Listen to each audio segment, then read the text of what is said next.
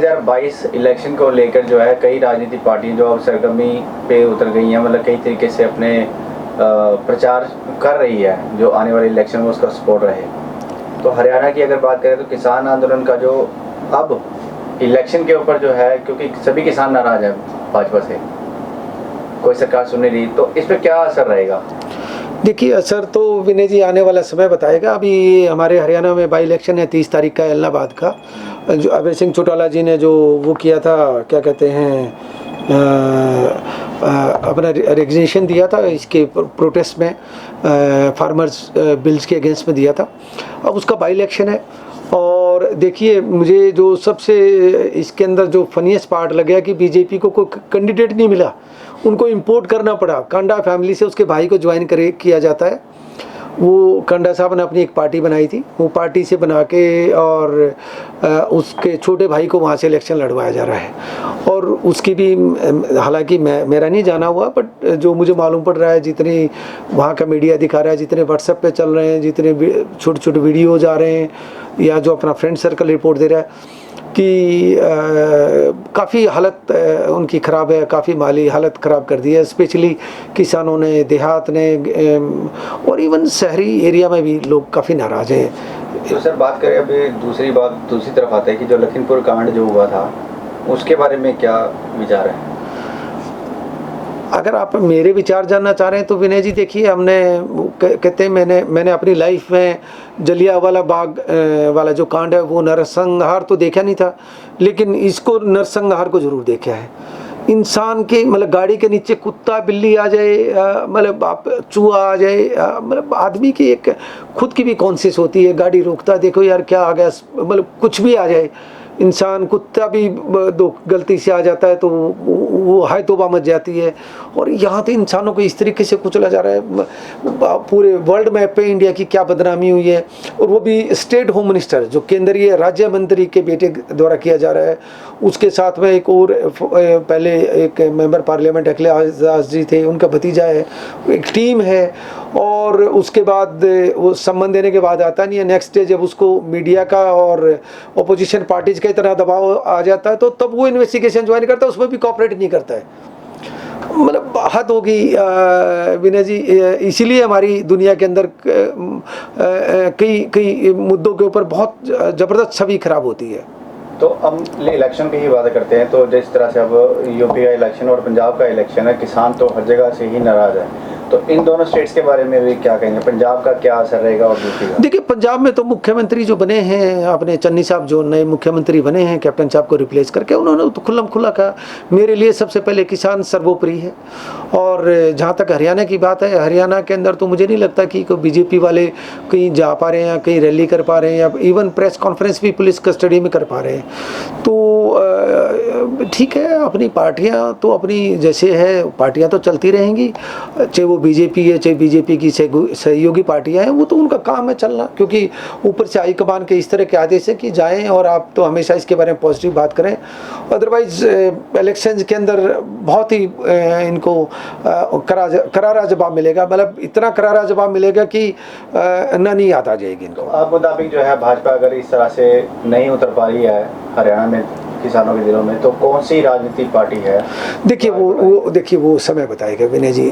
देखिए उसके बारे में अभी समय से पहले, क्योंकि हरियाणा का तो बहुत टाइम बाकी है, 3 साल के करीबन बाकी हैं। अभी तो क्या बदलाव आता है, किस तरह का माहौल बदलता है हरियाणा में। मुख्यमंत्री के भी बदलने के काफ़ी चर्चाएं चल रही हैं कि मुख्यमंत्री को बदल दें, चेंज कर दें, चेहरा दूसरा ले आए। हो सकता हो दूसरा चेहरा आके किस तरीके से, जैसे पंजाब के अंदर भी इस तरीके से चल रहा है कि भी वहाँ पर कैप्टन साहब को बीजेपी में ला के और कैप्टन अमरिंदर के थ्रू मीडिएशन करवा के किसानों से बातचीत करी जाए। इसी तरीके से हरियाणा में नया मुख्यमंत्री का चेहरा ला के वो किसानों से बैठ के बात करे, तो कुछ न कुछ चर्चाएं चलती रहती है। राजनीति में कुछ भी संभव है। तो अभय चौटाला जी जैसे 30 तारीख जो इस्तीफा जो बात चल रही है, तो उस रिगार्डिंग आपकी कोई बातचीत हुई थी उनसे इस मुद्दे पर? नहीं, देखिए जब उन्होंने किसान आंदोलन के अंदर जाके सबसे पहले ये कहा था कि मैं पहला आदमी हूँ, पहला सिटिंग विधायक हूँ जो मैं फार्मर्स के साथ में खड़ा हूँ, और मैं इसका उन्होंने अपने स्पीकर को लिख दिया कि इस तारीख तक अगर ये फार्मर्स बिल वापस नहीं होते हैं तो मेरा इस्तीफा स्वीकार कर लिया जाए। वो पूरे हिंदुस्तान का एकमात्र ऐसा विधायक है या थे जिन्होंने इस मुद्दे के ऊपर रिजाइन किया, अदरवाइज किसी ने नहीं रिजाइन किया। उसी का भी बाई इलेक्शन होने जा रहा है। तो मतलब जो सरकार वार्ता की जो बातचीत चल रही है उसके बारे में ये सही रहेगा वार्ता के करना? देखिए, सरकार अभी वार्ताएं तो कर ही नहीं रही है। सरकार तो ये कहती है कि भी हम आपसे एक फ़ोन कॉल आए हैं, ये नहीं पता वो फ़ोन नंबर कौन सा है और किसानों से क्यों नहीं बात करी, किसानों से क्या एलर्जी है। उनको ये नहीं पता कि जब वो 3 टाइम खाना खाते हैं तब भी किसान नहीं याद आता। सुबह खाना खाते हैं, दोपहर को खाते हैं, रात को खाते हैं, तब भी उसको किसानी याद नहीं आती, तब भी उसको अंदाता नहीं आता।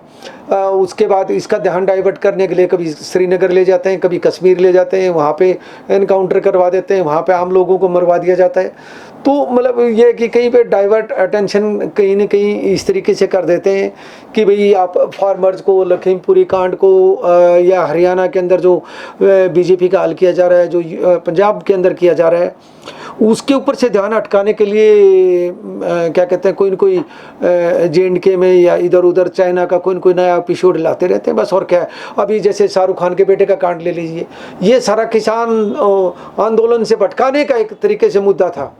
वो क्या है, वो इतना बड़ा मुद्दा थोड़ी है, वो नेशनल लेवल या इंटरनेशनल लेवल का मुद्दा थोड़ी है। एक शाहरुख खान का बेटा है, कोई ड्रग्स में पकड़ा गया, वो है ओरिजिनल मसला है। एक दिन रहेगा पेपर में, 24 घंटे मीडिया उसके ऊपर चला रहा है और किसानों के बारे में बात नहीं कर रहा है। तो अब हम बात करते हैं किसानों के लिए, तो जो किसान आगे की बात नहीं मान पा रही है सरकार। अब हम दूसरी बात करते हैं कि एक सिख कौम है जो लोगों की मदद के लिए जानी जाती है। सिख कौम एक आवाज़ पर इकट्ठी भी हो जाती है, लेकिन क्या इनकी दूसरी तरफ जो है निहंग जो है, जिनकी ये दूसरी बार एक वारदात आई है कि हाथ काट देने की। एक बार पहले भी उन्होंने किसी पुलिस वाले का हाथ काटा था कोरोना के दौरान, तो अभी जो है इन्होंने कहा कि हमारे ग्रंथ साहब के साथ बेकदरी करी तो हमने उसका ऐसे किया है। उसके बाद उसकी गिरफ्तारी भी हुई है। तो अब क्या कहेंगे निहंगों के? ये बिल्कुल ठीक बात है विनय जी, ये बहुत ही दुखद बात है और निहंगों द्वारा बगैर सोचे समझे ये कदम उठाए गए हैं और मैं उनको डिफेंड बिल्कुल नहीं कर रहा। उसको कोई भी कौम, चाहे वो सिख कौम है, चाहे वो हिंदू कौम है या मुस्लिम कौम है, जो आंदोलन के मतलब कोई भी, चाहे दलित है, कोई भी कौम है, कोई भी इसको सपोर्ट नहीं कर रही। इसको कंडम्स किया जा रहा है बिल्कुल, और उन्होंने खुद अपने आगे गिरफ्तारी दी है और संयुक्त किसान मोर्चा उसके साथ बिल्कुल साथ नहीं है। और उस निहंग ने जिसको अरेस्ट किया गया था उसने बाकियों का भी नाम लिया, उनको भी अब मेरे ख्याल से अरेस्ट हो गए, अरेस्ट होने जा रहे हैं। ये बहुत ही निंदनीय, दुखदाई और कम से कम हमारे से तो नहीं देखा जाता और ना सुना जाता कि क्या इस तरह के लोग भी अभी इस दुनिया में हैं जो अपने धर्म के लिए किसी की जान भी ले लेते हैं। इसको टाला जा सकता था, लेकिन अब बात ये है कि इसका इतनी कड़ी भर्त्सना जितनी शब्दों में की जाए वही बहुत कम पड़ती है। विनय जी, मैं इस घटना का मतलब तहे दिल से आपके सामने, आपके चैनल के माध्यम से बहुत ही दुख प्रकट करता हूं और मेरी उस परिवार के साथ सहानुभूति है। Thank you for watching NT24 News, the National Tele 24 News.